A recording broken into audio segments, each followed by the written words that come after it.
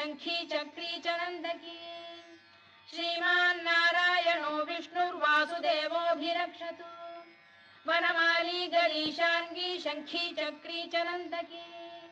श्रीमान्नारायणो विष्णुर्वासुदेवोऽभिरक्षतु इतीदं कीर्तनीयस्य केशवस्य महात्मनः नाम्नां सहस्रं दिव्यानामशेषेण प्रकीर्तितम् य इदं शृणुयात् नित्यं यश्चापि परिकीर्तयेत् नाशुभं प्राप्नुयात् किञ्चित् सोमुत्रेह च मानवः वेदान्तको ब्राह्मणः स्यात् क्षत्रियो विजयी भवेत् वैश्यो धनसमृद्धः स्यात् शूद्रः सुखमवाप्नुयात् धर्मार्थी प्राप्नुयात् धर्ममर्थार्थी चार्थमाप्नुयात्